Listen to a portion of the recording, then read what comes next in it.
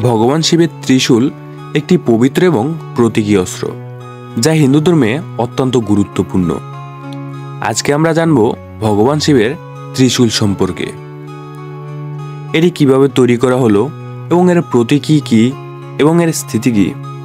এই ত্রিশূলটি তিনটি শূলের সমন্বয়ে গঠিত, যা বিভিন্ন দার্শনিক এবং আধ্যাত্মিক অর্থ বহন করে।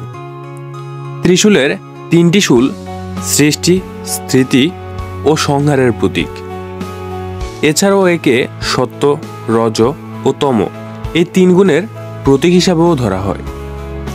একটি পৌরাণিক কাহিনী অনুযায়ী একবার ভগবান শিব তার এই ত্রিশূল দিয়ে তিনটি অসুর রাজা ত্রিপুরাসুরকে বধ করেছিলেন।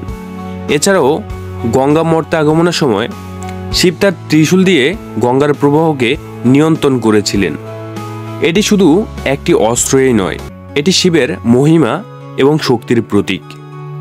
শিবের মূর্তির সামনে ত্রিশূল স্থাপন করা হয় এবং এর পূজা করা হয়। এটি শিবের অনুগামীদের জন্য একটি গুরুত্বপূর্ণ ধর্মীয় চিহ্ন।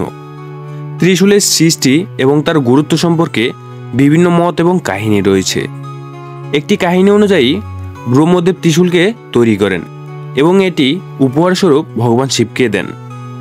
ত্রিশূল তখন শিবের প্রধান অস্ত্র হয়ে ওঠে। এবং আরেকটি কাহিনী অনুযায়ী ভগবান শিবের নির্দেশে দেবশিল্পী বিশ্বকর্মা ত্রিশূলের সৃষ্টি করেন। ত্রিশূলকে অতীত, বর্তমান ও ভবিষ্যতের প্রতীক হিসেবে মানা হয়। তো এখানে সমাপ্তি নিচ্ছি। ভিডিওটি ভালো লাগলে লাইক, কমেন্ট এবং শেয়ার করে সবাইকে জানিয়ে দেওয়ার সুযোগ করে দিন। আপনাদের সবাইকে ধন্যবাদ।